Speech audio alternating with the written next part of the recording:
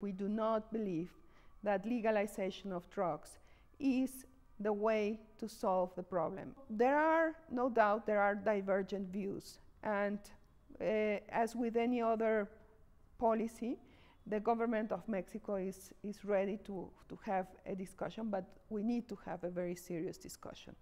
We need to look at the health implications. We need to look at the implications in the criminal organizations, okay? They would probably lose part of their business, but what will happen with the rest of the criminal activities that they are embarking in? So we believe it's an issue that has to be addressed more thoroughly. Certainly the cooperation between Mexico and the United States has increased a lot. There are many more U.S. special agents here. But the Obama administration has been categorical that it believes that U.S. agents should be allowed to bear arms here in Mexico. And that is a very sensitive issue here. Why is that? We have been clear since the very beginning. We would not allow for any of our laws to be violated in developing this cooperation. And our laws, of course, establish that all the decisions and the operation on security matters have to be done by the national authority. So there's absolutely no possibility that Mexico would reconsider allowing U.S. agents, CIA, DEA, and others to use weapons? No, that's not under discussion in Mexico and not under discussion with the U.S. counterparts. President Calderon has indicated that the United States has blood on its hands because it allows so many assault weapons to cross the border and come into Mexico. And, but one has to wonder, why is it that Mexico is not able to stop these weapons at its own border from coming into the country?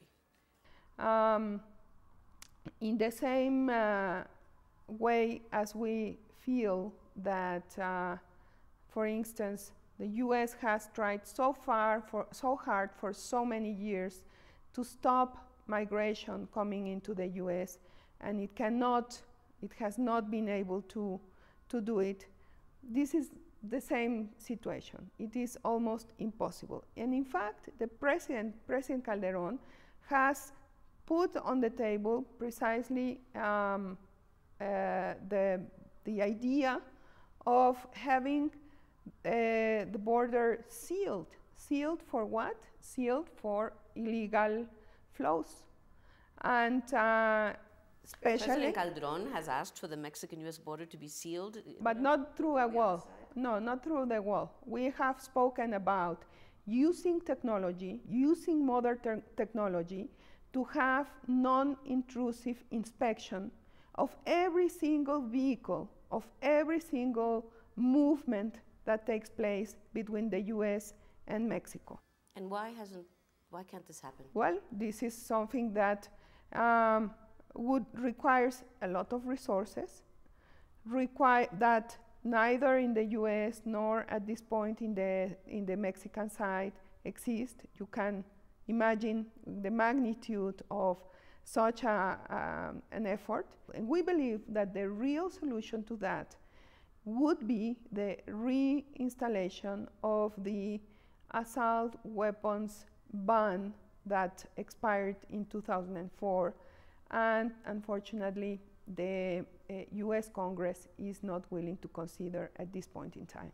You will very soon be going to the UN General Assembly. How will Mexico vote on the issue of Palestinian statehood?